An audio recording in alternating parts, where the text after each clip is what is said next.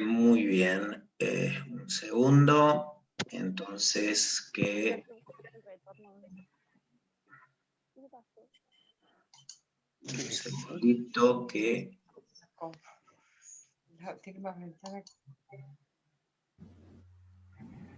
Aquí. Y a continuación...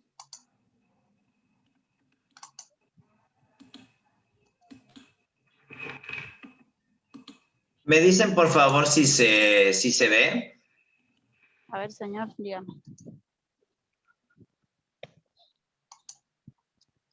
¿Alcanzan a ver la presentación?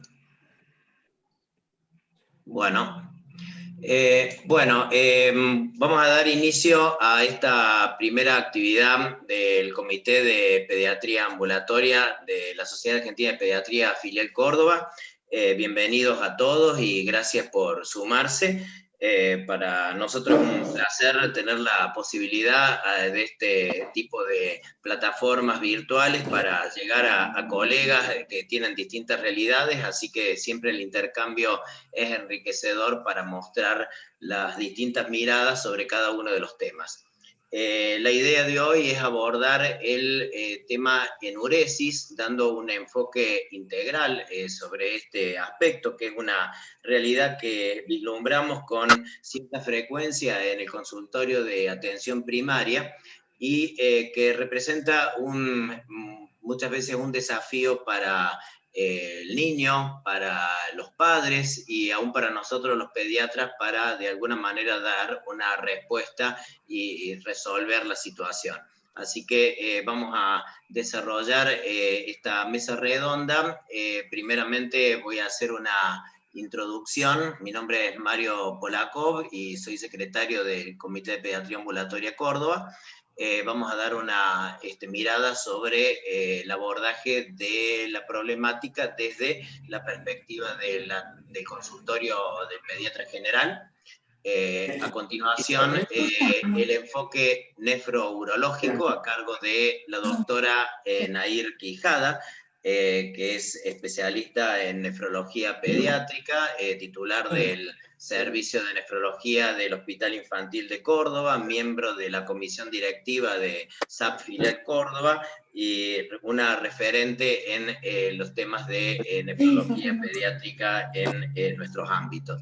Y finalmente va a hablar la licenciada Silvia Manger, que es fisioterapeuta y kinesióloga, especialista en rehabilitación del piso pélvico, directora del Centro Integral del Piso Pélvico, miembro fundadora de la Asociación Latinoamericana de Piso Pélvico, miembro de la International Children's Continence Society, y docente de Colegio de Fisioterapeuta y Kinesiólogo de Córdoba y docente universitaria de España y Perú, así que nos honra también con su presencia, así que muchas gracias para de esa manera tener un enfoque amplio de esta problemática. Yo voy a tratar de hacer una introducción al tema de una manera bastante práctica, esquemática, sin abundar en muchos detalles fisiopatológicos, para que tengamos más o menos claros cuál sería una idea conceptual que tenemos que tener los pediatras generales frente a esta problemática. Les voy a pedir, por favor, que los que vayan ingresando se muteen para que de esa manera no exista este ruido de fondo en las exposiciones. Así que agradecido. Bueno, el primer paso sería la definición del problema. En este sentido, hablar de incontinencia urinaria implica la incapacidad retentiva de la vejiga, esa pérdida como consecuencia de una desregulación en los mecanismos de control, que pueden ser continuas, es decir, que presentan una persistencia en el tiempo y habitualmente son secundarias a malformaciones urinarias o uropatías, pero también pueden ser una incontinencia urinaria de manera intermitente, que suelen asociarse a trastornos funcionales, esfuerzo, infección urinaria, irritación genital, Y también dentro de la forma intermitente de incontinencia urinaria se encuentra el tema que nos aboca en el día de hoy, que es la enuresis, entendida como la eliminación involuntaria de orina que ocurre durante el sueño, a una edad en la que cabe esperarse que el niño logre un adecuado control miccional, que por una cuestión de convención y frecuencia se consideró a los 5 años. La clasificación de la enuresis se puede realizar según el momento de aparición de los síntomas, y en este caso podemos hablar de enuresis primaria en aquellos casos en donde no existió cama seca durante 6 meses consecutivos, a partir de ese rango de 5 años de edad que habíamos señalado previamente. Pero también está la forma de enuresis secundaria, que es la pérdida del control luego de un periodo de continencia. Tengan en cuenta que aproximadamente el 80% de los casos corresponde a enuresis primaria. Según los síntomas acompañantes del cuadro, la enuresis se puede también clasificar en monosintomática, en donde la pérdida o el escape nocturno es el único síntoma, ¿no es cierto?, que se presenta sin otras asociaciones, o bien no monosintomática, cuando ya se asocia a clínica de la vía urinaria baja, es decir, cuando hay incontinencia diurna, cuando hay urgencia miccional, cuando hay disuria, cuando hay polaquiuria. Entonces estamos hablando de enuresis no monosintomática. Y fíjense que el 85% de los casos pertenece a la forma monosintomática. Por lo tanto, la enuresis primaria monosintomática abarca un gran capítulo dentro de este tipo de situaciones que aparecen en la práctica cotidiana de consultorio. Según la frecuencia, se puede dividir en leve cuando hay menos de 2 episodios por semana, moderada cuando hay de 3 a 6, o severa cuando es de frecuencia diaria.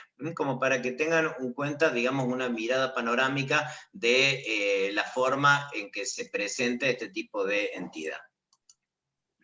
Desde el punto de vista epidemiológico, tenemos que a los 5 años la enuresis tiene una incidencia aproximada del 16%, lo cual implica que hay un impacto desde el punto de vista de la frecuencia de la visita de pacientes con este tipo de problemática, que a los 6 años se reduce al 10%, a los 10 años al 7,5%, pero que puede persistir de 1 a 2% en los adultos. Tiene alta prevalencia en varones, aunque esta desigualdad tiende a disminuir a partir de los 8 o 10 años, en donde ya deja de ser importante y ya la diferencia y no se observa en los adultos. Y el riesgo genético, que se considera que cuando uno de los padres tiene enuresis, hay un 44% de posibilidad que los niños lo padezcan, y cuando ambos padres han padecido de enuresis, el 77% de los casos de los chicos pueden resultar afectados, lo cual implica un patrón hereditario, un patrón genético autosómico dominante con alta penetrancia. Se han definido, ya llegó a definir 4 lugares, 4 loci en cromosomas 8, 12, 13 y 22 como los posibles responsables de este impacto genético. Y el otro capítulo epidemiológico es que aproximadamente un 15% tiene por año resuelve la patología. No me voy a extender en consideraciones fisiopatológicas, simplemente mencionar los 3 principales formas en que, digamos, la enfermedad se puede expresar como causa etiológica. Una es la poliuria nocturna, la disfunción vesical o un trastorno del despertar, un cambio en el ritmo circadiano de la hormona arginina vasopresina, una disfunción vesical que muchas veces está representada por una hiperactividad del detrusor, que implica también contracciones ¿no es cierto?, espontáneas, y también un trastorno de despertar, una elevación del umbral de despertar que hace que el niño no perciba esas señales que le permiten responder a través de una micción espontánea.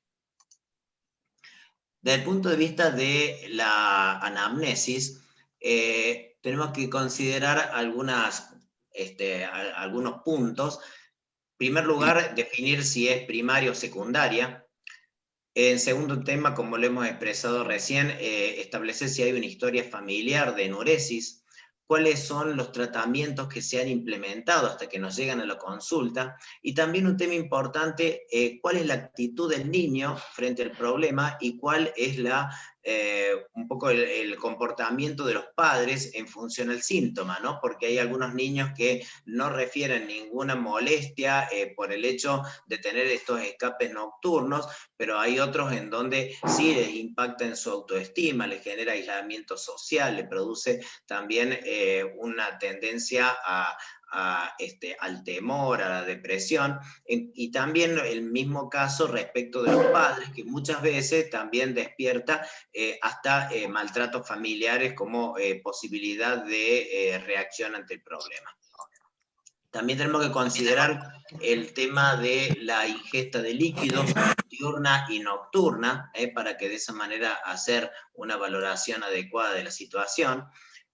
Poder determinar si existen síntomas sugestivos de disfunción vesical, es decir, si hay una incontinencia continua o intermitente, cuál es la frecuencia urinaria, si tenemos urgencia miccional, existen maniobras de retención, cómo es el chorro miccional, si es débil, si es intermitente, si hay dolor, si existen historias de infección urinaria, si hay antecedentes de enfermedad o malformación urinaria, todos elementos que nos contribuyen a considerar uno de los pilares fisiopatogénicos que había señalado en la diapo anterior. Respecto de las comorbilidades, también tenemos que tener en cuenta el hecho de la historia de constipación. La constipación es una comorbilidad que se presenta con alta incidencia en los casos de niños enuréticos, y por lo tanto es algo que debe tenerse en cuenta, porque muchas veces las vías nerviosas autonómicas que regulan los reflejos evacuatorios son compartidos para la vía urinaria y fecal, por lo tanto merecen una consideración especial. ¿Cuáles son los hábitos de consumo de líquidos de ese paciente? La existencia de comorbilidades, como decíamos, encopresis y constipación, problemas de conducta. Se ha establecido que, por ejemplo, en el caso del trastorno del déficit atencional con hiperactividad, un 28% de estos niños tienen enuresis, o sea que es alta la incidencia de enuresis en este tipo de patologías. Sí hay trastornos del sueño, como apnea del sueño, como el síndrome de apnea obstructiva por obstrucción adenoidea, la presencia de parasomnias, también por el hecho del umbral, ¿no es cierto?, de sueño, que hace que no se despierte el niño frente a estas señales perceptivas de la vejiga. La existencia de maltrato o de abuso sexual, que es una de las cosas que hay que investigar frecuentemente ante este tipo de entidades. El estrés familiar, que muchas veces es un factor también acompañante cuando hay circunstancias del contexto que pueden gatillar o potenciar un síntoma enurético, ¿no? Es decir, el nacimiento de un hermano, disfunciones conyugales, mudanzas, situaciones de bullying que muchas veces también condicionan la estabilidad emocional del niño. Discapacidad intelectual, dificultades de aprendizaje.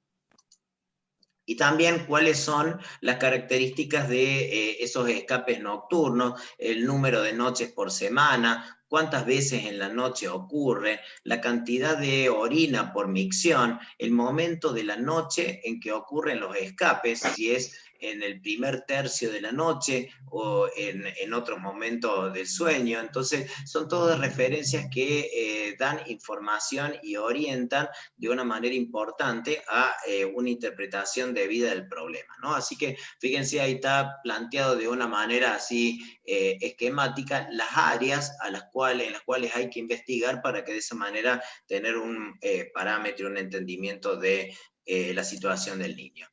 Este es un diario, una cartilla miccional, en donde se establece que es de suma utilidad, que es una de las cosas que se recomienda que llene la familia, como para también tener algún parámetro objetivo que nos sirva también de una guía para reconocer cuál es el impacto real del problema. Así que fíjense la hora en que se fue a dormir, la hora en que se despertó, las noches que fueron mojadas o secas, cuál es el volumen urinario nocturno, que eso se puede ser determinado por vía de la pesada, ¿no es cierto?, de las sábanas. Cuál es el volumen de orina matinal, si hay o no defecación presente en estos días. O sea, nos brinda una información muy, muy importante para que de esa manera podamos hacer una interpretación debida de esta problemática. Hablamos de examen de anamnesis, ahora pasamos a hablar de examen físico. Dentro de la antropometría tenemos que considerar la posibilidad, por ejemplo, de retraso de crecimiento, como evocador a lo mejor de una insuficiencia renal crónica o la presencia de una diabetes. A nivel del examen genital, para poder precisar si hay alguna malformación, una hipospadia, sinequia vulvar, signos de abuso sexual. En el examen abdominal, si hay masa fecal o globo vesical. Cuando examinamos la zona lumbosacra, si hay alguna evidencia que sugiere un disrafismo espinal, una espina bífida oculta, como la fosita pilonidal, hipertricosis, lipoma. Un examen neurológico para evaluar marchas, posturas, reflejos a nivel de miembros inferiores que nos estén hablando de la posibilidad de una vejiga neurogénica. Y también el examen de ORL, de otorrino, para establecer la presencia o no de un patrón de obstrucción respiratoria alta que pueda también inducirnos a pensar en este tipo de entidad como un factor también gatillante de la enuresis. Respecto a los estudios iniciales, en general, no, teniendo en cuenta que, como habíamos dicho anteriormente, la mayoría de los casos corresponde a una enuresis primaria y monosintomática, en realidad en la mayoría de los casos no requiere un examen de orina, pero de hacerlo sería un examen simple de orina, como estudio inicial, como un examen simple de orina, para evaluar la densidad urinaria ante la sospecha de una diabetes, la presencia de proteínas como evocadoras de daño renal o de glucosa presente, como para saber si existe, ¿no es cierto?, alguna manifestación diabética, o un sedimento patológico evocador también de infección. Los criterios de derivación, una enuresis secundaria, que en donde estaríamos hablando de otra patología urinaria que nos va a requerir un apoyo de una especialidad, cuando es una enuresis no monosintomática, o cuando también hay un fracaso en el tratamiento de la primera línea, que es lo que a continuación vamos a señalar. Porque la primera línea terapéutica, que es un poco en base a esta interpretación que hacemos del caso de un paciente, que imaginémoslo que lo tenemos al frente, la primera línea terapéutica que tenemos que hacer es la guía de recomendaciones. O sea, el primer paso sería la palabra terapia, ¿no? Donde tenemos que hacer algún tipo de referencia conceptual al problema, explicando a los padres que se trata de una condición transitoria, madurativa, que tiene resolución espontánea en el tiempo, y que no existen culpables porque una de las situaciones que es posible apreciar en la consulta habitual es que existen muchas veces desavenencias familiares que culpabilizan a uno o a otro de la condición del niño, así que hay que desmitificar este tipo de planteo. Realizar una adecuada hidratación, evitar el consumo de bebidas con cafeína, como para disminuir su efecto diurético, cenar al menos 1 hora antes de dormir, evitar lácteos y bebidas azucaradas como jugos o gaseosas o alimentos salados en la cena para disminuir la carga osmótica, que aumente también la posibilidad de orinarse de noche. Orientar sobre ir a orinar a intervalos regulares durante el día, antes de dormir y al despertar. Desaconsejar el uso de pañales, es preferible toallas absorbentes o fundas protectoras por el impacto psicológico negativo que produce en el niño. Muchas veces lo psicológico se considera no como gatillo causal de un problema, sino muchas veces como la consecuencia del problema, ¿no? Todo lo que es, como refería en el principio, el impacto del punto de vista emocional en la salud mental del niño como consecuencia de esta situación involuntaria que no puede controlar. No hay que despertar al niño durante la noche, porque de esa manera se alteran el patrón de sueño que determina la posibilidad también de un mayor descontrol. Es necesario tratar la constipación, teniendo, como habíamos señalado anteriormente, por la alta incidencia de acompañamiento, ¿no es cierto?, de este tipo de entidad. Alentar la actividad física y hacer estrategias de reforzamiento positivo a través de recompensas por el esfuerzo y la adherencia al tratamiento, y no solo por los logros. Se trata, digamos, la motivación que debe realizarse es a la recompensa por el intento, más que por el objetivo cumplido. Así que esto, la idea es plantearlo por un lapso de 3 meses, y a partir de ahí revalorar la conducta, cuál es el éxito obtenido a través de esta primera línea terapéutica, y ya en el caso de que no hubiera, ¿no es cierto?, un resultado favorable, pasar a la segunda instancia, que es la participación de los especialistas en el manejo compartido de esta problemática. Así que más o menos esto he querido hacer un vuelo de pájaro, un pasaje rápido de la mirada de la pediatría ambulatoria de esta problemática importante, como para tener una orientación de cuál es nuestro proceder en cada caso. Y quería terminar señalando, y que hablamos mucho de la línea terapéutica, de cuál es el poder que tiene muchas veces la convicción, la motivación. Entonces encontré esta referencia que dice, tu mente cree lo que le dices, dile que será una gran semana, dile que lo estás haciendo bien, dile que todo va a estar bien, dile que va a poder con esto, dile solo cosas bonitas. Es como que nosotros tenemos que decirnos a nosotros mismos, y nosotros debemos decirle al niño, y que el niño se diga a sí mismo estas 5 líneas, ¿no es cierto?, de motivación positiva, para que de esa manera entienda de que hay un futuro mejor que lo espera. Así que yo ahora voy a cerrar la presentación y voy a dar lugar a que continúen. Vamos a salir de acá. A ver, un segundito, que pause acá. Muy bien. Así que bueno, si les parece, vamos a dejar las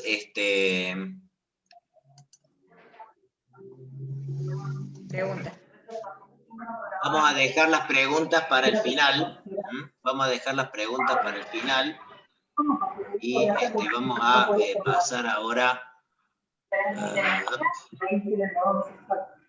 Un segundito.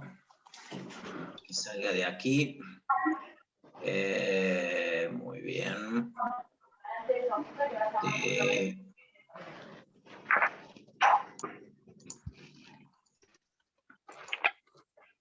Ya estoy acá. No puedo salir de acá. ¿Qué te pasa? Bueno, ahí está. Ahora abro yo. Bueno, listo, Nair. Todo tuyo.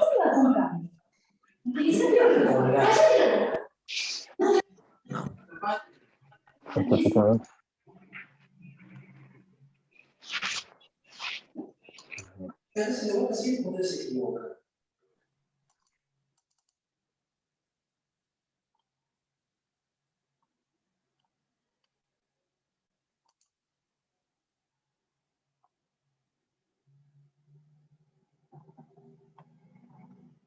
No se te escucha, Nair. ¿Ahora estamos bien? Ahora Bueno. sí. Gracias al comité por la invitación y para mí es un gusto estar acá con este tema que, bueno, Mario, muchas cosas vamos a coincidir en la presentación, porque este es un tema meramente de pediatría, que es el pediatra el que lo valora en su comienzo, porque está dentro de los hitos del desarrollo normal del niño, y entonces por eso viene a la consulta. No sé cómo, por qué. Lo único que quería como redondear para esto es que es muy importante que nosotros podamos como justificar y poder definir todos los términos de lo que es la disfunción de la vejiga y el hábito miccional en una misma terminología. Y es por eso que en el año 1997 se creó esta Sociedad Internacional de Continencia en Niños, que bueno, la licenciada que va a hablar después es parte, la verdad que yo no soy parte, solo leo lo que publica, que está muy bueno porque en esta sociedad se juntaron sociedades de urología pediátrica, de pediatría, ya sea europeas, latinoamericanas, norteamericanas, de Reino Unido, para poder estandarizar la terminología de lo que es el hábito miccional y de la vía urinaria baja. Entonces, esta Sociedad Internacional de Continencia Pediátrica lo que hizo es estandarizar la terminología utilizada en la disfunción del tracto inferior, y reconociendo de que si mientras estos términos no se unan y no todos hablemos de la misma manera, va a ser como difícil poder enfocar, primero hacer un diagnóstico y después un tratamiento. Esta sociedad, después, por supuesto que esta sociedad tiene mucho que ver y está relacionada con términos de lo que es la investigación en todas las disfunciones del tracto urinario inferior, pero también relacionó, que después la doctora seguramente va a hablar, la relación que tiene el tracto urinario baja con la constipación, con lo que es la vía intestinal, que eso ya vamos a ver que es muy importante tenerlo en cuenta. Entonces, en el año 2014 salió esta estandarización de terminología de lo que es la disfunción o patologías o síntomas referentes al tracto urinario bajo. Y con ello apareció esto, que es casi igual que lo que Mario dijo anteriormente, pero para tener en cuenta. Incontinencia urinaria continua intermitente, diurna, nocturna, que nocturna no se dice solo enuresis, no hay que hacer enuresis nocturna porque sería como una redundancia. Monosintomática, primaria, coincido con toda la terminología que Mario anteriormente definió, y secundaria, y no monosintomática, primaria y secundaria. Yo algo voy a referir solamente a lo que es enuresis. Solamente a título de repaso, que ustedes mejor que yo lo tienen mucho más fresco, lo que es la maduración del tracto del acto miccional. Entre los 0 y 1 año, la micción es involuntaria, poco volumen, es un reflejo espinal, es sinérgica y solamente está relacionada con la mielinización y la conexión cerebral, que están incompletas.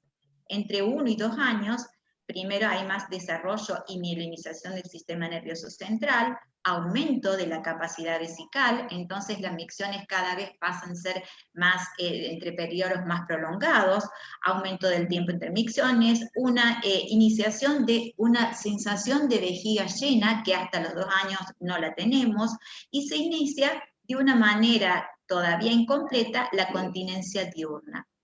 Entre los 2 y 5 años tenemos la continencia diurna, control consciente y miccional. Miren, 2, 5 años. Que ustedes ven acá que hasta los 5 años muchas veces nos llegan a la consulta, y a ustedes también, es porque el primer hijo a lo mejor a los 2 años sacaron el pañal y el segundo o el tercero a los 5 todavía no se lo pueden sacar. Y ni que hablar ahora de lo que es la iniciación escolar en edades tan tempranas de la vida. La continencia nocturna, inicio y desarrollo, comienza en este momento. Capacidad de inhibir la micción refleja, entre los 2 y 5 años recién, sigue aumentando la capacidad de la vejiga, que eso es muy importante, que conozcamos como pediatra cuánto es la capacidad vesical ideal de ese paciente, para que podamos hacer un diagnóstico si la vejiga está pequeña o no está pequeña, y se puede inhibir o interrumpir la micción voluntariamente. Y más de los 5 años, teóricamente ya es la micción completa. Solo quiero que ustedes recuerden este número 5, porque hay una salvedad que quiero hacerles al final de esta breve referencia. Teóricamente es completa, continencia diurna y nocturna y control social de la micción. Hay una página que se les recomiendo, que seguro a ustedes a lo mejor ya, que se llama Pis en la Cama, que es una página internacional, que el objetivo de cuando se creó esta página era animar a las familias a discutir la enuresis con sus médicos y obtener ayudas si la necesitan, y aumentar la conciencia de la enuresis como una condición común que puede y debe ser tratada. ¿Por quiénes puede ser tratada? También esta Sociedad Internacional de Continencia Pediátrica involucró, por eso se los pongo varias veces, porque me parece muy importante involucrar a todo este grupo de personas en lo que es la disfunción del tracto urinario bajo. El pediatra, por supuesto, en el centro de todo, el fisioterapeuta, el urólogo, el gastroenterólogo, psicólogos, nefrólogos, psiquiatras. Ustedes ven acá que no es solamente una situación en que puede involucrar a una sola persona. Esta es una situación en la que todos ellos se tienen que involucrar para que el resultado sea el mejor. ¿Por qué? La incontinencia la define, esta es mojarse, el de enuresis es mojarse solo durante el sueño, puede ser el sueño de la siesta también, lo mismo se llama enuresis. Como Mario lo dijo, más de 2 episodios por semana y durante 3 meses. Esta, la misma que coincido totalmente con Mario, el 16% de los niños se mojan a los 5 años, y esta incidencia es igual alrededor de todo el mundo, o sea, como que no cambia si son latinoamericanos, europeos o de Reino Unido.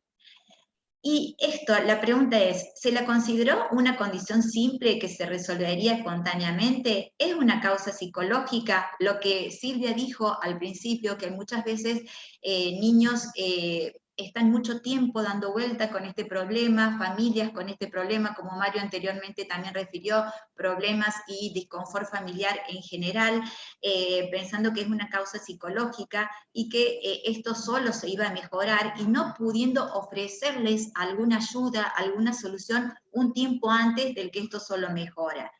Y ya lo dijo Mario anteriormente también, está relacionado 3 situaciones: la poliuria nocturna, alteración del mecanismo del control del sueño, y la disminución, muchas veces fisiológica y normal, de lo que es la capacidad de la vejiga. La alteración del umbral del sueño al despertarse, ¿qué quiere decir? Que hay una dificultad cuando se produce la distensión de la vejiga. Y otros dicen de que hay una supresión paradójica de despertarse cuando hay una sobreestimulación crónica de la vejiga. Ahí están estas 2 teorías. Otros refieren que, esto también es importante saber, cuál es la capacidad vesical ideal de un niño, la ideal que tenemos para ver realmente cuánto es el volumen de orina que él forma, porque muchas veces no es tanto el volumen, sino que la vejiga es una vejiga pequeña, tiene que ser un volumen de orina superior al 130 de la capacidad ideal de la vejiga, que como ustedes saben, la capacidad ideal hay diferentes fórmulas, una es edad más 2 por 30, o sea, cualquiera se pueden memorizar y más o menos tener la capacidad vesical de la olla para cuando yo haga después el diario miccional, pueda saber cuánto es el volumen que esa vejiga por esa edad, por ese peso, puede recibir. O que tenemos bajos niveles nocturnos de la hormona antidiurética. Normalmente, cuando yo duermo, en la primera mitad de la noche, se genera una curva circadiana de lo que es el aumento de la hormona antidiurética. Y en algunos niños, este pequeño aumento de la hormona antidiurética no ocurre, y entonces se forma más volumen del que después la vejiga pueda recibir. ¿Estamos? ¿Y esto es patológico? No, no es patológico, está dentro de la variante normal de la evolución de cada persona. O que la vejiga es pequeña para la edad, entre comillas lo puse, porque a lo mejor es pequeña para la edad, pero está dentro de su desarrollo evolutivo. Vejigas que tienden a contraerse con menores cantidad de volúmenes, de volumen normal para la edad. Y algunas veces se puede solapar la hiperactividad del detrusor en la enuresis, y cuando es en la enuresis no monosintomática, que seguramente en la próxima charla nos vamos a referir. Otra de las cosas a tener en cuenta, decir que los padres no tienen la culpa, no tienen la culpa, pero casi muchas cosas de lo que somos lo heredamos. Cuando un papá tuvo enuresis, el 40%, el 30% de la descendencia se moja, y cuando ambos padres tuvieron enuresis, miren, hasta un 77% se moja. Entonces, hay muchos estudios genéticos, hay estudios que se han hecho sobre la genética, y en realidad se cree que está mucho ligado al cromosoma 13, y que hasta ahora, bueno, se está estudiando no se sabe muy bien por qué se produce. Con respecto a los factores socioeconómicos y ambientales, dicen, esto también es muy relativo, hay estudios a favor y en contra, siempre mucho a través del estrés familiar, niños que, bueno, están que viven o están en instituciones, a veces tienen más predisposición. El nivel socioeconómico, esto leí dos cosas, uno a favor de los que tienen mejor nivel socioeconómico y otros los que tienen niveles socioeconómicos más bajos, y lo otro también es que la edad de inicio de entrenamiento vesical.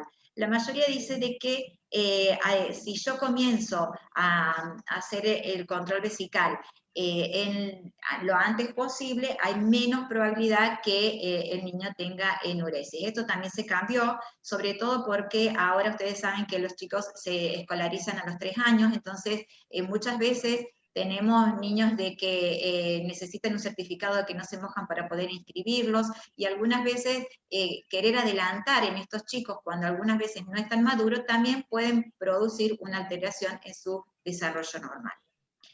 Con respecto a lo que es el tratamiento y la uroterapia, no me voy a explayar porque seguramente Silvia lo va a decir con más detalle que yo, y Mario también ya lo planteó. Que son todas situaciones recomendables y básicas para que el niño no se moje, y tratar sobre todo de estimular en lo positivo, en los logros que tiene, y no en lo que es el tratamiento de la culpa o de reprimir o de castigar porque viene con las noches mojadas, sino que estimular las pequeñas ganancias de logros que ha tenido. Con respecto a esto de uroterapia, sobre todo me parece que es muy importante que el pediatra tenga en cuenta, ya vamos a pasar a otra línea de tratamiento, es que el disminuir la ingesta de líquidos significa disminuir la ingesta de líquidos antes de dormir, pero no antes de dormir me acuesto y ahí no tomo más. En general recomendamos después de la merienda no tomar más líquidos, y con la cena medio vaso del líquido que uno esté acostumbrado a tomar. Y que esos líquidos en general no tienen que estar relacionados con la cafeína ni todos los productos cola, porque esos también generan más inhibición de la hormona antidiurética. Y otra de las cosas también muy importantes es restringir la ingesta de sodio, porque si yo como muy osmolar, con mucha cantidad de sodio, el riñón de por sí, que es un riñón sano, va a generar más volumen de orina para eliminar y desembarazarse de esa cantidad de sodio. Entonces, por eso el volumen de orina va a ser mayor. Y otra de las cosas a tener en cuenta es que esto no es, la enuresis no es una patología, simplemente es una evolución normal del desarrollo de lo que es el control esfinteriano nocturno. Con respecto a, como ya dijimos, a pasar otra línea de tratamiento, dijimos que de enuresia hacemos la adecuada historia clínica, si es enuresis monosintomática es no, hay que ir con una atención especializada, si es sí, la uroterapia, y de todo lo que dijimos anteriormente. Con respecto a tratar las comorbilidades, primero uno las puede tratar si las diagnostica. Es muy importante que diagnostiquemos sobre todo lo que es la línea del comportamiento y el control evolutivo de ese niño. Muchas veces desde neurología nos mandan niños que tienen trastornos generalizados del desarrollo, que tienen hiperquinesia. Difícilmente que un niño que tenga algún espectro del trastorno generalizado del desarrollo va a tener un adecuado control de esfínter vesical nocturno, o sea, está dentro de su desarrollo esta alteración vesical. Entonces, por eso muchas veces los cargan con otra consulta, como si fuera otro problema que tiene, y esto está dentro de la evolución de ese propio niño, de esa adquisición de pautas y desarrollo evolutivo.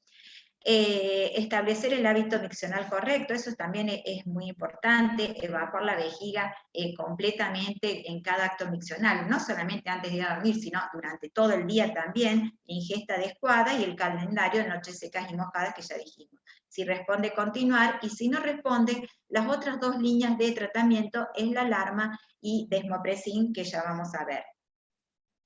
Desmopresina, ¿qué significa? Ustedes se recuerdan que, igual que Mario lo dijo anteriormente, cuando para que yo me acueste y me levante seco, tres cosas tienen que pasar. Es la calidad, se tiene que interrelacionar de una manera precisa,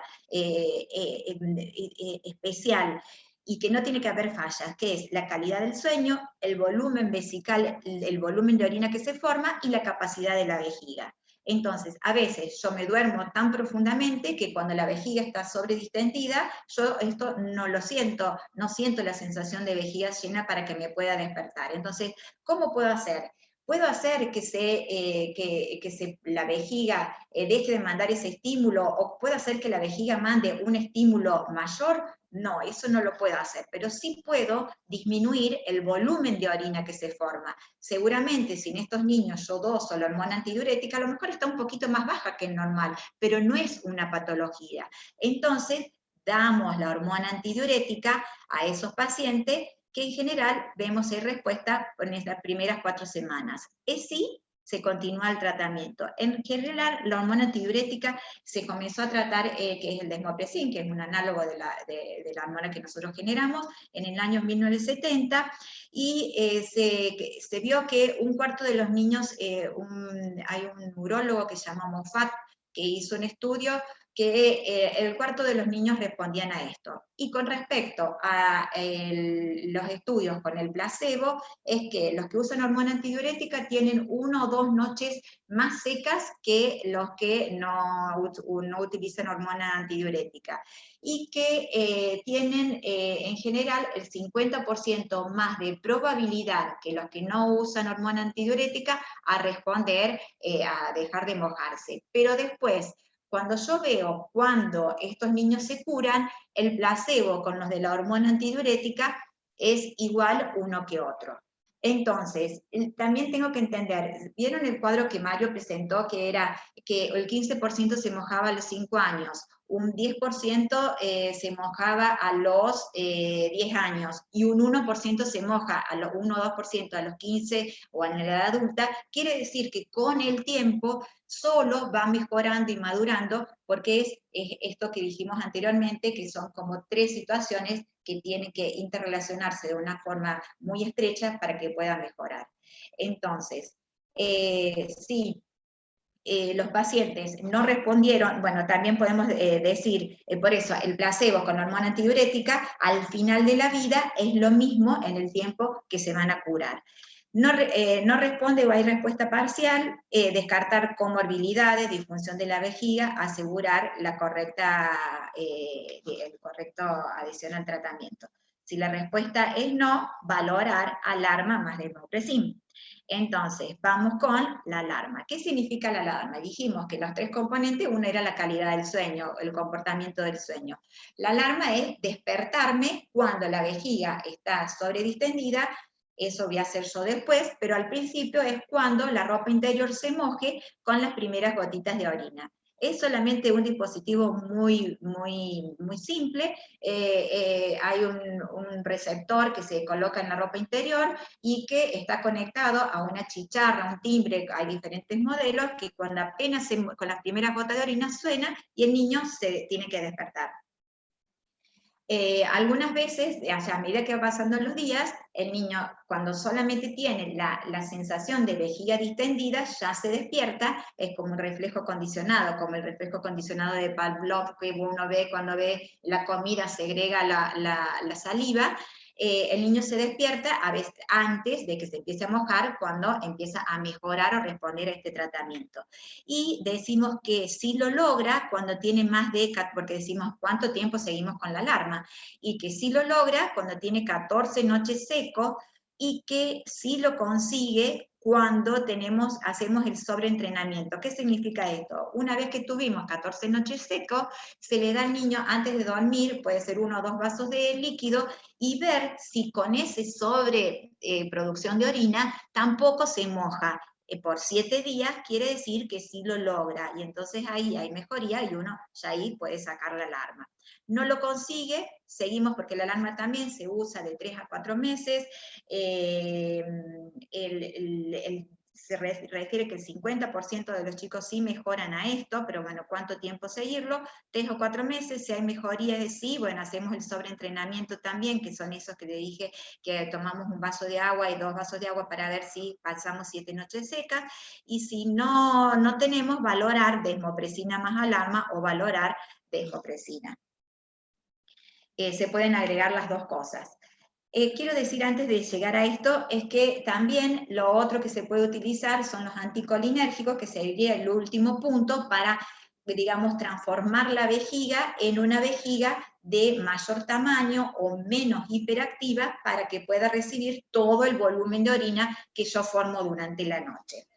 Y esto me gustó porque va en consonancia con lo que, Mario, vos dijiste anteriormente, que en esta página sobre todo se pensaba de que uno debiera esperar que el niño madure, que la familia debiera transitar esta mala situación, porque la verdad que si alguno de ustedes lo ha vivido o tienen algún familiar cercano, despertarse todas las noches, más en el invierno con todo mojado, tener que lavar, todo eso produce no una sensación de bienestar, y entonces a veces en algunas familias, y no quiere decir que no lo quieran al niño, no que no sean malos padres, nada, pero la verdad que si a mí en la mañana tengo que ponerme a poner el lavarropa, ni digo lavar la ropa, todas las mañanas antes de ir a trabajar, la verdad que yo creo que sería mejor.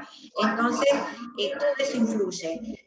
De que esto tiene una solución, que nosotros como pediatras, como nefrólogos, como urólogos, debiéramos tratar de dar una solución a estos niños, y como son varios los factores que intervienen, ¿cuál sería el mejor? Eso lo tenemos que valorar, porque altera la vida social del niño, hay alteración de su percepción de calidad de vida y sobre todo de su autoestima, altera la dinámica de la familia, como le dije, yo la verdad que mi humor sería pésimo si tengo que ponerme a lavar toda esa ropa, aumento del gasto económico familiar, ya sea por los pañales, lo que fuera, y puede algunas veces persistir por la vida adulta, pero en casos muy básicos. Y solo quiero, para ya terminar, decirle esto que se los recomiendo, esta misma Sociedad Internacional de Continencia Pediátrica en el 2014 sacó estandarización de los términos. de lo que es el tracto urinario inferior. En el 2016 sacó lo que es el manejo de la disfunción del tracto urinario bajo, y en el 2020 es este documento que es manejo y tratamiento de la enuresis nocturna, que, Mario, lo único que es diferente en el sentido de que remarca las comorbilidades que hay que destacar, que remarca que la terapia conductual es la primera, y después desmopresina y alarma desmopresina o ambas. Lo único que quiero informar es que es a partir de los 6 años. Todo este tiempo hemos estado diciendo hasta los 5 años, pero que ahora se cambió esto, es a partir de los 6 años que uno debiera tomar alguna implicancia en esto para poder realizar un tratamiento, ya sea el desmopressin, la alarma o los anticolinérgicos. Y lo que sí, también hacer mucho hincapié de que si en esto de la enuresis también no hay síntomas de disfunción vesical, que ahora le doy la palabra a la licenciada para que yo los pueda evaluar, o algunas veces pueden estar solapados y yo no los pueda diagnosticar. Bueno, muchas gracias. Y bueno, no sé si habré sido clara, y después vemos todas las preguntas. ¿Te parece, Mario? Sí, Nair, muchas gracias, perfecto.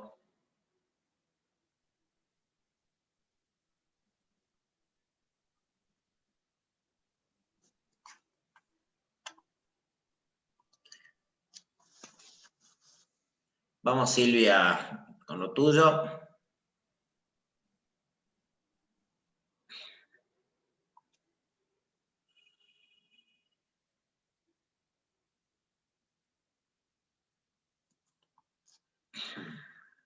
Bueno, ahora, buenas tardes.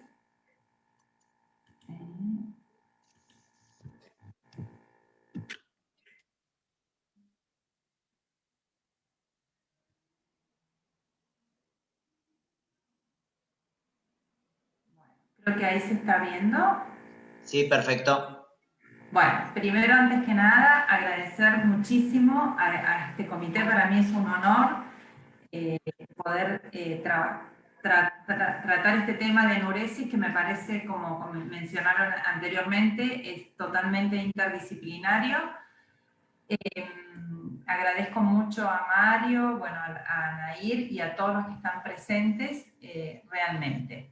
He coincidido en un montón de aspectos que se comentaron, y en algunos, bueno, comentándoles un poquito mi experiencia personal. La verdad que nosotros aquí en nuestro centro vemos muchos niños con enuresis. Nosotros, un centro de rehabilitación que vemos niños con enuresis, pero también vemos mujeres adultas, hombres adultos con disfunciones de suelo pélvico. Y hoy en día ya creo que todo está muy relacionado, y hay muchas disfunciones que nosotros vemos en la mujer o en el hombre, adultos, que comienzan de niños. Y hay algunos estudios, ahora ha salido un estudio que se los voy a comentar al final, bueno, de estas sociedades a las cuales nosotros trabajamos mucho en todo esto, en todo lo que es la rehabilitación del suelo pélvico.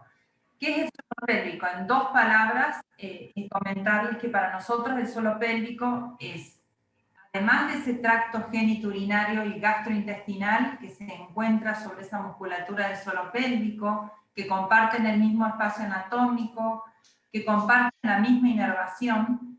Estamos trabajando sobre todos estos músculos, que son los músculos elevadores del ano, y que también incluyen lo que es el esfínter externo de la uretra y el esfínter externo del ano, de acción voluntaria.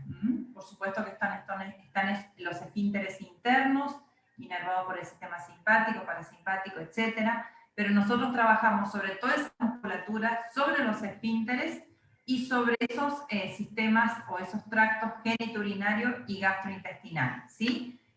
Que realmente, según la ICS, la última estandarización, es como que nosotros no podemos ver una cosa separada de la otra. Es un espacio tan pequeño, están estos 3 sistemas, el urinario, el reproductorio y el evacuatorio, que están casi en estrecha relación, ¿sí? Entonces, eso es un pequeño concepto de lo que es el suelo pélvico, muy mínimo.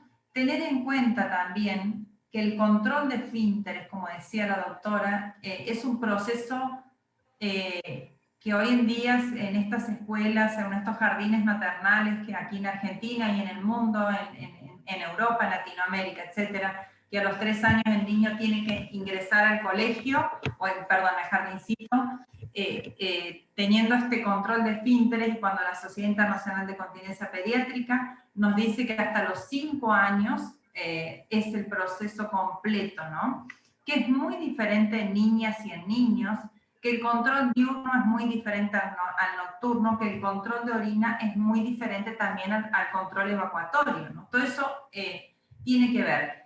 Y es más, el retiro del pañal, que es algo que se le da quizás, que es toda una cosa muy linda para trabajar con las familias y poder asesorarlos, por decirles esto, una retirada de pañal que quizás se acelera en este proceso de trabajo de cosa diaria de la mujer y todo lo demás, en el varón, una retirada de pañal que quizás está preparado para ir al baño, pero no está preparado para defecar, y uno retira el pañal, es cuando muchas veces, y esto también lo establece la ICCS, el niño comienza a aguantar, o el niño comienza a retener, si este niño no está preparado para ir hacer sus deposiciones o su evacuación al inodoro, ¿sí?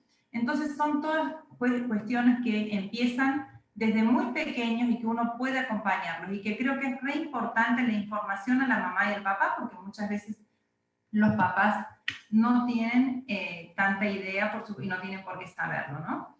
Entonces, según siguiendo toda esta estandarización y estas publicaciones de esta sociedad, que me parece fantástica, voy a hacer rápido un repaso. Hoy en día se habla de bladder bowel expansion, disfunción vejiga-intestino, cuando se abarca todo lo que son las disfunciones de tracto urinario inferior, y cuando se suma la constipación, que como consecuencia muchas veces hay una encopresis. Los niños con incontinencia fecal, que se dice, en el 80% de los casos hay una constipación asociada, ¿no? El niño encoprético o el niño con incontinencia fecal que mancha con un soiling tiene que ver con una constipación, ¿sí? Y dentro de estas disfunciones o estas alteraciones, en definitiva siempre la etiología es la misma, ¿no? Es la falta de relajación de esfínteres al momento de la micción o al momento de evacuación. Y esto está asociado muchas veces con una micción disfuncional o una incoordinación vésico-esfinteriana. El detrusor se contrae, pero no se relajan esfínteres, queda residuo postmiccional, las nenas hacen infecciones urinarias. Las nenas que mojan la ropa interior durante el día porque aguantan, la hiperactividad vesical, una vejiga hiperactiva, muchas veces está dada por un residuo postmiccional. Una nena que no vacía por completo su vejiga, queda residuo postmiccional y muchas veces puede generar esta hiperactividad vesical, estas urgencias, este deseo imperioso de ir al baño. La enuresis no monosintomática, la constipación o encopresis, generalmente son todas entidades que están muy relacionadas, ¿no? Y con respecto a esto también de la ICCS, los tractos genitourinario y gastrointestinal comparten los mismos comienzos embriológicos, ubicación pélvica. La falta de relajación de los músculos del suelo pélvico conduce a disfunción intestinal y disfunción miccional. Los padres tienden a no reconocer el estreñimiento. El tratamiento del estreñimiento solo mejora un 66% de residuo postmiccional, un 89% de resolución de los niños que mojan durante el día y un 63% de infecciones del tracto urinario, ¿sí? Tratando como el estreñimiento, relajando los esfínteres al momento de la evacuación, ¿sí? Bajando ese tono perineal. Y tener en cuenta que el estreñimiento en pediatría representa aproximadamente el 25 al 30% de los consultos a gastroenterólogos o pediatras. O sea, cuando hay un niño estreñido, por lo general hay una nena con infecciones urinarias, con una dificultad, una disfunción en el vaciado vesical e intestinal, ¿sí? Que como decía la doctora, no es una enfermedad, la enuresis no es una enfermedad, es una disfunción, ¿sí? Que es sumamente frecuente.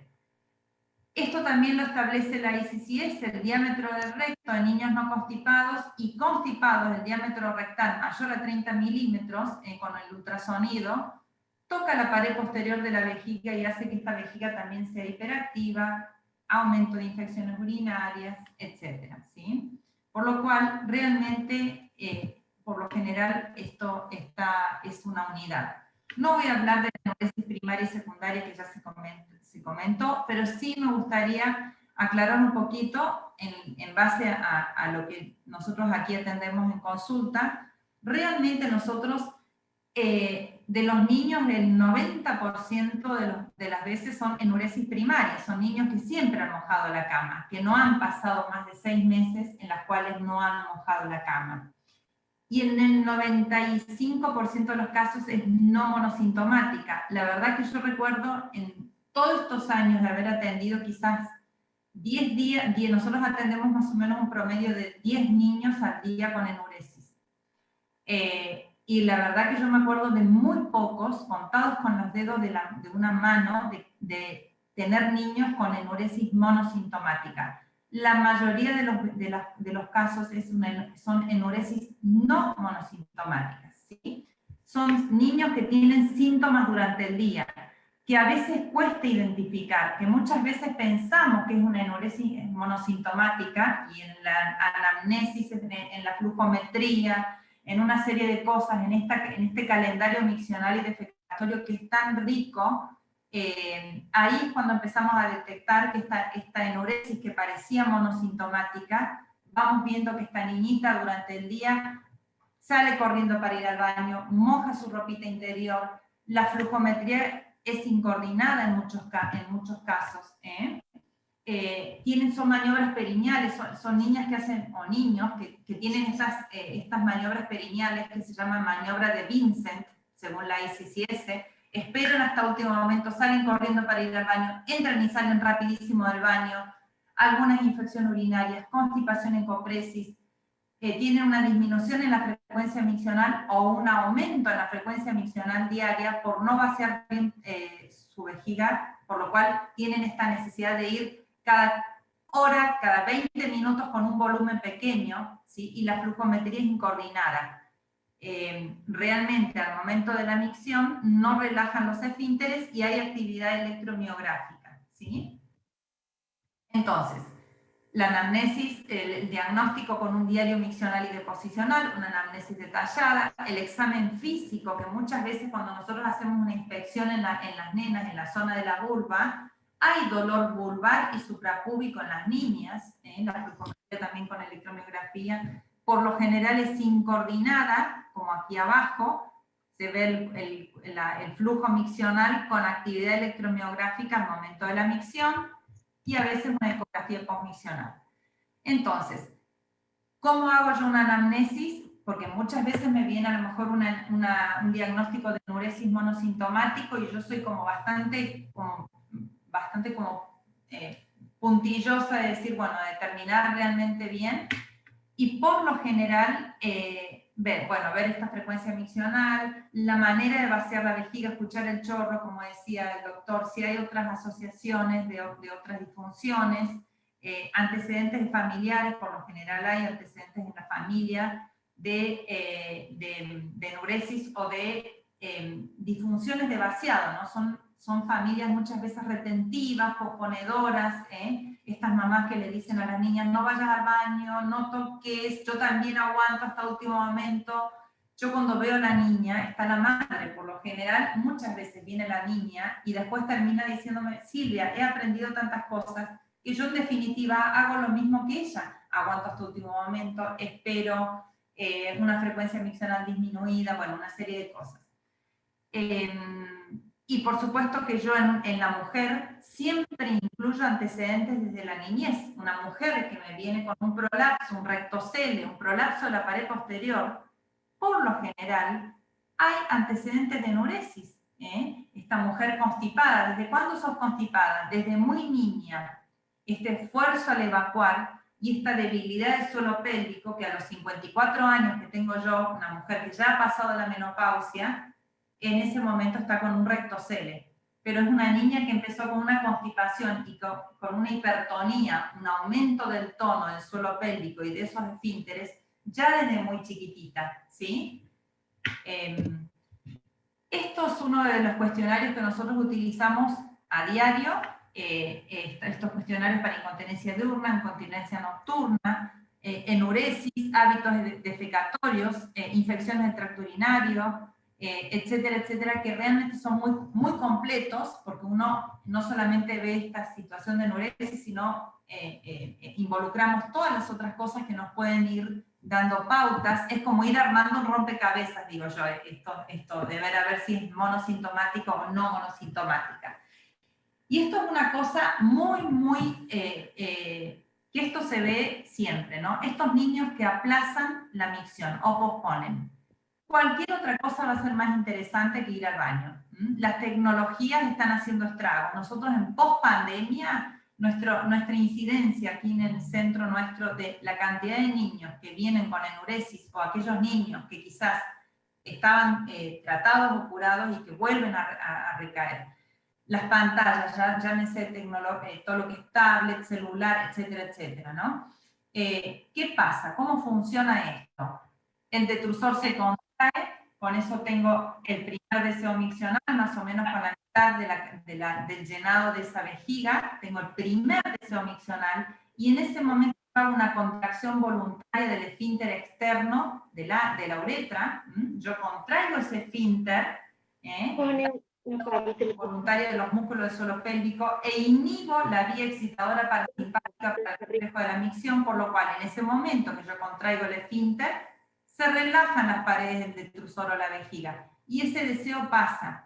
Al rato se va llenando esa vejiga y vuelve ese deseo de orinar, vuelvo a contraer el esfínter, y se disipa ese deseo, hasta que llega un momento que esa vejiga ya tiene una capacidad bastante importante, por lo cual tengo que ir al baño, ¿sí? Y es cuando muchas veces voy con urgencia, ya antes mojé la bombachita o el calzoncillo en el caso del varoncito, y ¿qué pasa? En ese momento, ese tono, nosotros lo medimos en microvoltios, en cuántos microvoltios es un tono normal para poder vaciar esa vejiga. Ese tono está elevado después de haber hecho esa contracción voluntaria y esas paredes del detrusor están relajadas, por lo cual muchas veces las nenas demoran en iniciar la micción o les cuesta orinar, esa flujometría es incoordinada o tienen que hacer un esfuerzo. Nosotros al hacer la observación del suelo de ese paciente muchas veces tienen hasta ese abdomen pujador, ese abdomen de hacer fuerza contra una resistencia que es el suelo pélvico y esos músculos, ¿sí? Entonces, nosotros siempre decimos, es importante la cantidad de micciones, que deben ser 7 o 8 veces al día, y la calidad de las micciones, ¿sí? Una flujometría que realmente sea coordinada y una relajación completa de esos esfínteres, Nosotros, ¿por qué trabajamos tanto con el uroflujómetro? Yo aquí en mi consultorio lo tengo, no lo puedo, a ver, lo voy a decir, no informo absolutamente nada, pero sí hago un seguimiento, ni siquiera lo cobro porque no soy uróloga, yo soy fisioterapeuta, especialista en rehabilitación del suelo pélvico, pero sí en el manejo conservador de la ICCS, nosotros podemos hacer utilizar flujometría para ir haciendo el seguimiento. Y estas curvas es una curva típica de un niño con enuresis no monosintomática. Hay actividad electromiográfica y una flujometría muy bajita, en estacato, ¿sí? Entonces, nosotros, ¿qué hacemos? Relajamos la actividad del suelo pélvico y mejoramos estas curvas y las llevamos en campana, ¿sí? Y nosotros podemos trabajar en esa musculatura estriada del suelo pélvico, relajando esos esfínteres, y también en esa manera de orinar de este niño, y si se contrae o no el detrusor también es otra cosa en la cual nosotros podemos trabajar, ¿sí? Entonces, la micción ideal es alrededor de 7 o 8 veces por día, a partir de los 5 años, con una micción completa dada por la relajación completa del esfínter externo, ¿sí? Y estas son dos planillas, nosotros trabajamos mucho con estas planillitas, que es lo mismo, es un niño con enuresis no monosintomática por hábito retentivo. Es un niño que orina 3 o 4 veces durante el día, pero aquí está el niño que orina 12 o 14 veces durante el día ambos con flujometrías incoordinadas, no relajan esfínteres, tienen urgencias para orinar y hay constipación, ¿sí? Por lo cual puede parecer una cosa y a veces, como decía el doctor anteriormente, también está sumamente asociado a trastornos en constipación, enuresis, trastorno espectro autista, muy incrementado, y realmente eso hay que detectarlo en trastorno de déficit atencional también, y en niños con síndrome de Down. Claro que está incrementado todo esto, como decía la doctora, en estos niños, ¿no? Creo que el enfoque multidisciplinario es fundamental, la uroterapia, la fisioterapia en el caso mío, y bueno, realmente es fundamental generar una alianza con el niño. Nosotros hacemos una explicación lúdica de lo que es la función de la vejiga, de lo que es la función del intestino. Los niños saben realmente cómo nosotros mejoramos y modificamos estas cosas en la vida diaria de estos niños, que ellos entiendan esta función, ¿sí? Ellos son realmente la mamá y el papá por ahí en lo que es la terapia quedan a un costado, pero son realmente a quienes nosotros trabajamos muchísimo con el llenado de planilla, registro de datos, etcétera, etcétera, para que ellos entiendan qué es lo que hay que modificar, ¿sí? La uroterapia es el tratamiento de primera línea en los casos de enuresis, como BBD, consiste en un abordaje no quirúrgico, no farmacológico, se divide en dos, en la uroterapia estándar, que implica en la información y desmitificación de la función del tracto urinario inferior, hábitos intestinales, urinarios regulares, la postura adecuada en el inodoro, la relajación, la orientación sobre el estilo de vida, bueno, todo lo que se comentó, la programación de intervalo entre micción y micción, registro de síntomas, etcétera, etcétera, y la uroterapia específica que incluye técnicas de relajación del suelo pélvico con biofeedback, neuromodulación, uroflujo, electromiografía y ultrasonido, ¿sí? Los objetivos de la fisioterapia es normalizar el vaciado vesical intestinal, disminuir la hiperactividad de la vejiga, favorecer la función intestinal óptima, corregir curvas flujométricas, y con eso vamos a prevenir episodios de infección urinaria, desaparición de enuresis, constipación y reducción o desaparición de reflujo vesicureteral. Estas son las planillas que ellos llenan durante los 2-3 meses de tratamiento, todos los días en un registro diario, cuántas veces voy al baño, si mojan la cama o no, si se hace en su ropa interior pipí o popó, y si salen al baño corriendo, ¿sí? El niño, nosotros podemos hacer, ya les voy a comentar qué es el biofeedback, que es una técnica de relajación de esfínteres, podemos hacer el mejor biofeedback una vez a la semana. Pero si después no modificamos esta conducta de retener, de aguantar, de estar contrayendo esfínteres, este niño no va a resultar en la terapia. Por lo cual, ahí sí es cuando está la micción cronometrada. Una vez que este niño aprende a relajar esos esfínteres, empezamos a programar las micciones durante el día, ¿sí? Entonces, con el biofeedback se permite reconocer los músculos del suelo pélvico para lograr un correcto vaciado vesical, sin residuos, sin resistencias esfinterianas, hasta corregir curvas flujométricas y señal electromiográfica. Aquí les doy un ejemplo, no me quiero ir de la hora. Aquí es cuando contrae, se colocan 2 electroditos en hora 3 y 9 del esfínter externo de superficie del esfínter anal, relaja, y aquí contrae esa musculatura, llego al baño y relajo, y esto es lo más importante.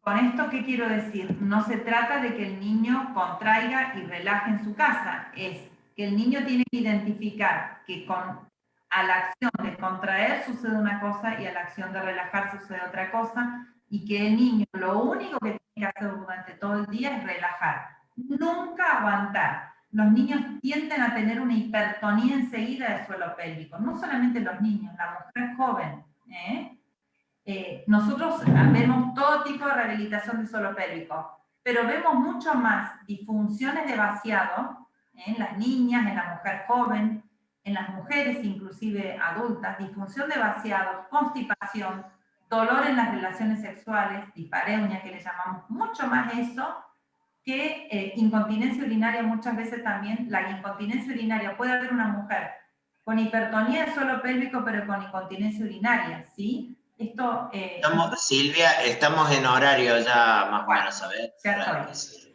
Bueno, esto es otra cosa importante, la dejo para otro encuentro sería.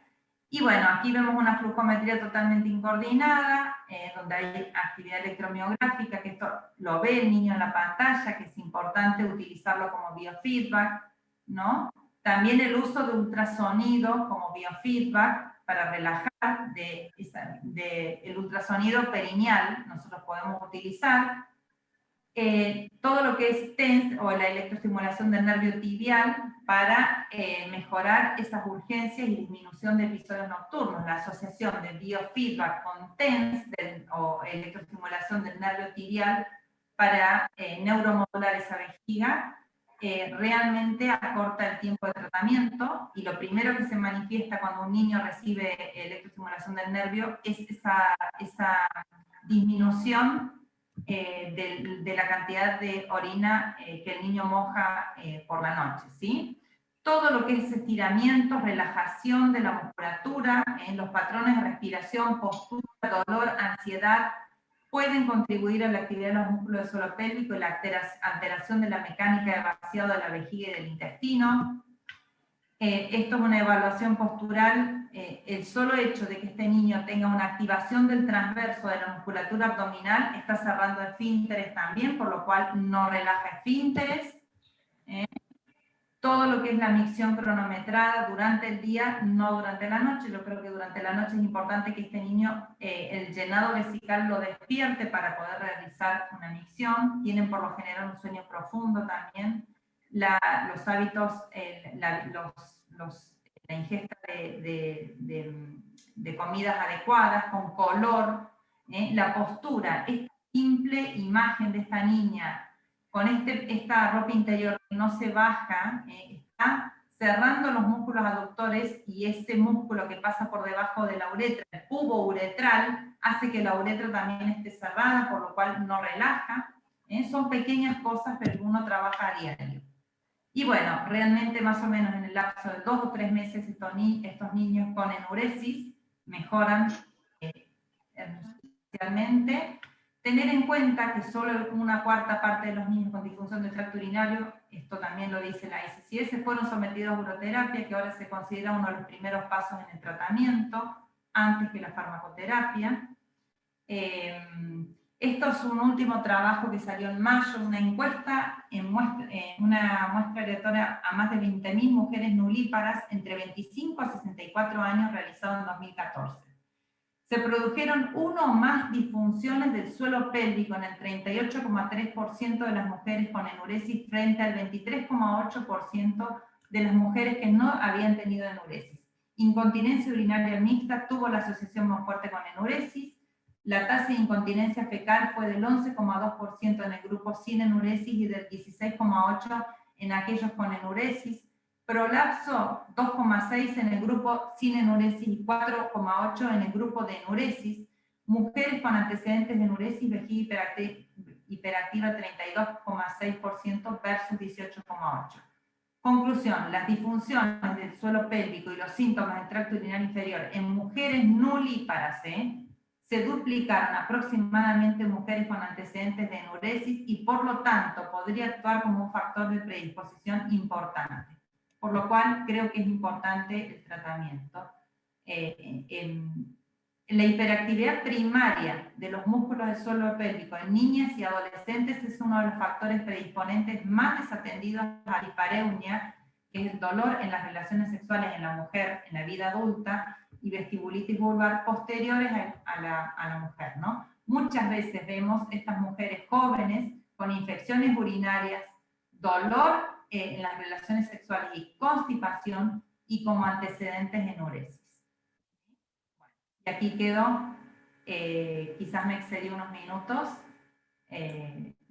Bueno, aquí quedo. Agradezco muchísimo y quedo por si hay preguntas. Bueno, muy interesante la exposición y muy clarificador de los mensajes. Como consecuencia del horario, si querés salir de tu presentación, Silvia, si estamos un poquito fuera de término, digamos, los horarios, pero si a ustedes les parece, abrimos para que cualquiera que quiera plantear alguna inquietud lo haga a través del mail de la SAP Córdoba, de la Sociedad Argentina de Pediatría, y nosotros le vamos a hacer llegar tanto a Nair como a Silvia como a mí las preguntas, y van a ser respondidas en forma directa. El mail de la Sociedad de Pediatría de Córdoba es comunicaciones@sapcordoba.com.ar. comunicaciones@sapcordoba.com.ar, así que cualquier inquietud, cualquier necesidad de aclaración de conceptos, allí serán respondidas como corresponde de cada uno de los expositores. Así que agradecemos mucho la presencia de todos. Muchas gracias nuevamente, Silvia y Nair, por la claridad y la profundidad de las exposiciones, y nos han planteado muchas expectativas en las posibilidades de resolver este tipo de situaciones que los pediatras nosotros enfrentamos muchas veces a diario, y que, como bien dijeron, el manejo interdisciplinario es la llave para la resolución de este tipo de problemáticas. Así que tengo que muchas pasar por el gracias. súper, Mario, no, yo solamente quiero agradecerte a todos, me encantó. Esto es para seguir toda la tarde si quieren, porque la verdad que es re interesante, es un tema que me encanta. Solamente quiero decirle a los pediatras, y bueno, y para mí también, es que esta es una consulta larga, casi siempre lleva tiempo, a veces no nos gusta, pero solamente hay que dedicarle tiempo. Yo entiendo eso, o sea, en una consulta rápida, a veces que tenemos el turnero cada 15 minutos, no se resuelve. Hay que valorar que este paciente necesita una consulta, lleva tiempo, hacer todas las preguntas, todo lo familiar, todo eso, pero que vale la pena, digamos, o perder ese tiempo, entre comillas, porque la verdad que de ahí se sacan muchos datos para lo que es después el seguimiento. Y a un niño no se le pide un montón de estudios que son totalmente innecesarios. Bueno, muchas gracias y nos vemos pronto. Gracias a todos, y será Dios mediante dentro de 15 días para una nueva propuesta del Comité de Pediatría Ambulatoria sobre otro tema de interés general, y que realmente este tipo de espacio nos nutre, nos actualiza y nos permite también intercambiar algo que no hemos podido porque nos excedimos un poquito en los tiempos, pero ya en las próximas ocasiones y más ajustado lo haremos. Así que muchas gracias por estar a todos y nos vemos la próxima. Chao, chao. Gracias a ustedes. También, y gracias por todo. Que termino, que la agarre.